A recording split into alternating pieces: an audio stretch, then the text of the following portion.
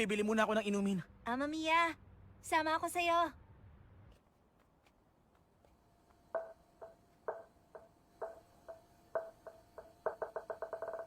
Walang nagsalita. Hanggang makarating.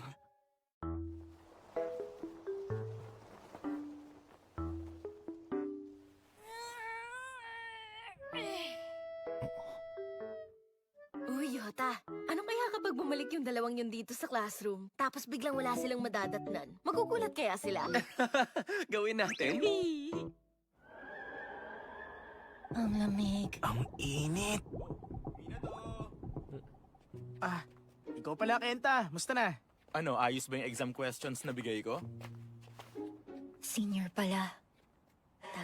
Oo, pinapakinabangan ko nga ngayon eh. Totoo ba yan? Junior mo, Kenta? Oo, katuwa, no? Mais bang senior si Kenta sa'yo?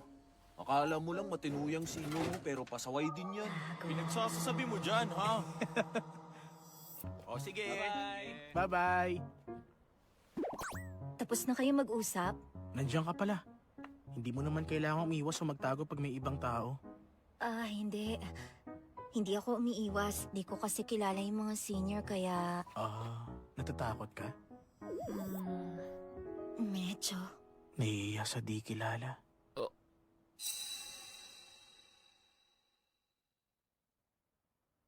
Teka, ikaw Hindi kaya pati sa akin natatakot ka?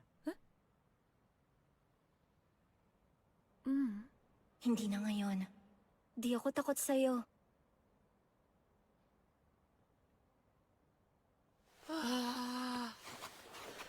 Mabuti naman.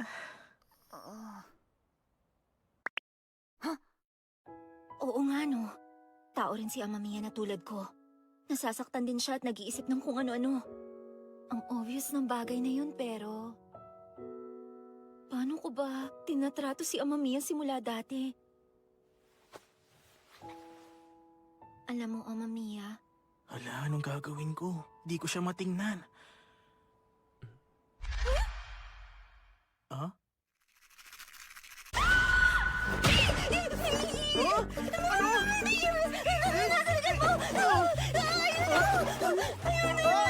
Teka, ano?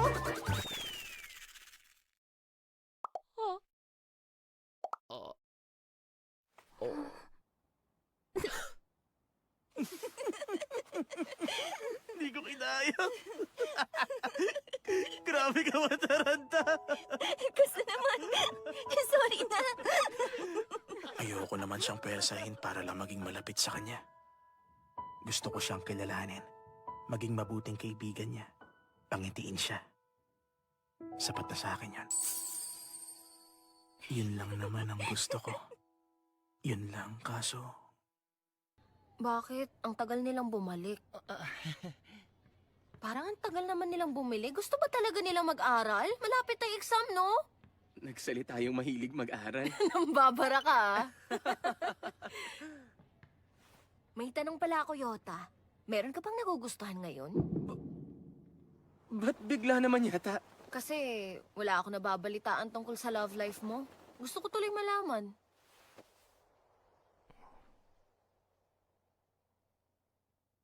Ikaw. Ha?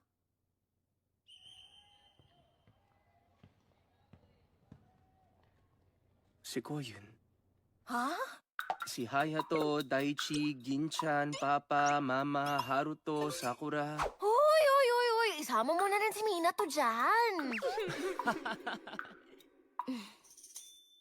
Basta, Yota, kung magkakaroon ka ng babaeng gusto mo, nandito lang ako. Susuportahan kita sa gusto mo. Ang dami mo na kasing nagawang tulong para sa akin.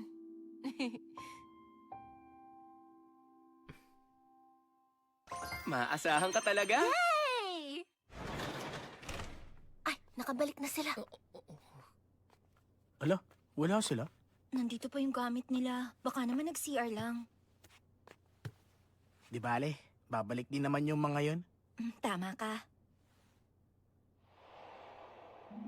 Yung pagtatago ni Yota ng nararamdaman niya para manatiling mabuting kaibigan ni Mickey. Parang ang hirap ng pagpipigil ng ginagawa niya. Kaya kung sakaling Mahulog ang loob ni Hikawa kay Yota. Hindi mababalik ni Yota ang nararamdaman niya. Sana wag siyang magkagusto.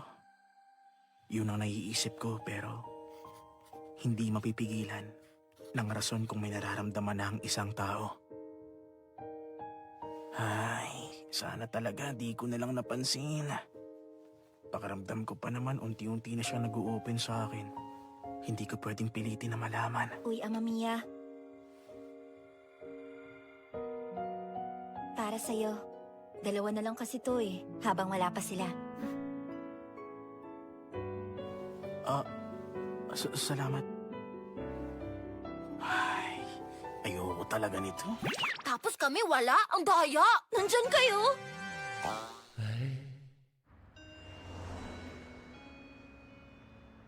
Tsukiko, lagi ka bang kumakain ng lunch sa art room? Oo, kasi pagkatapos kumain, matutuloy ko agad yung ginagawa ko kahit break. Praktikal nga naman. Library committee! Sa episode 6, Ako si Shimoji Matsukiko. Nang nagsimula naman yung klase, sumasabay ako kumain sa classroom kaso lang. Medyo malaki kasi ang grupo namin eh. Kaya parang hindi kami ganun ka-close sa isa't isa. Tapos meron pang rule na hindi kami pwedeng maunang kumain ng lunch. Kailangan kumpleto muna lahat bago magsimula.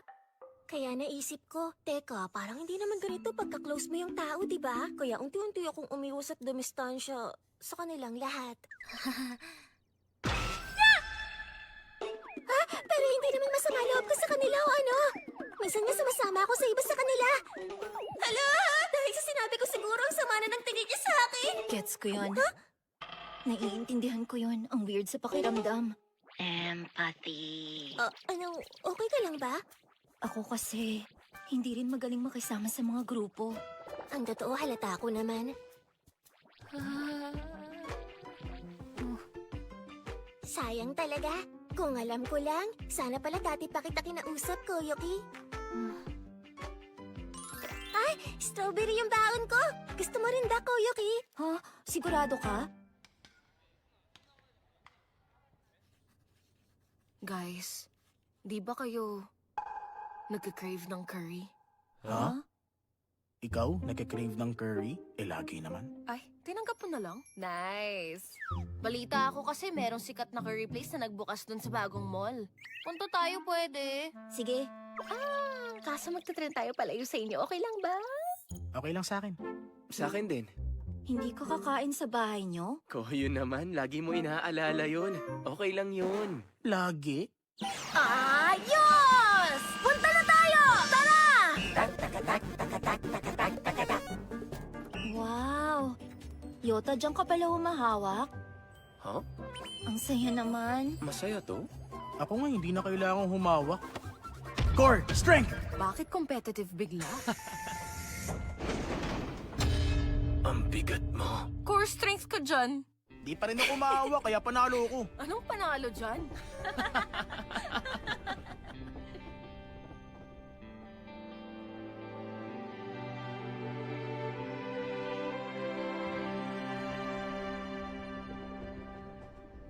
Kumpara sa buhay ko dati, ang laking pagbabago nito. Nung junior high ako, para akong palaka sa aquarium, nakakulong doon kahit di makahinga. Ang lungkot sa pakiramdam kasi alam kong naiiba ako. Alam kong hindi ako nararapat dito. Pero kahit umalis ako, wala naman akong mapupuntahan. Para akong walang kwenta kasi di ko kaya makisama. Nahihirapan ako. Sobrang hirap. Pero, nung nakaalis na ako sa aquarium, at nalaman kong yung hirap na pinagdaanan ko, pwede ko palang tanggihan imbis na tiisin at tanggapin. Parang naging maliit na bagay na lang yun. Club activities, school events, pati mga kaibigan. Mamumuhay lang ako ng tahimik ngayong high school. Yun lang ang mahalaga sa akin. Ang daming nagbago sa paligid ko mula nun. Wow! Ayos na pala tong lugar malapit sa station, no? May nagbago rin kaya sa akin? Ang dami nagbago dito mula nang tinayo yung mall. Siguro ang mahal na rin ang renta sa lugar na to. Renta nino. Tama. Magiging ayos lang ang lahat. Yung mga masasamang alaala, iisipin ko na lang na hindi yun nangyari.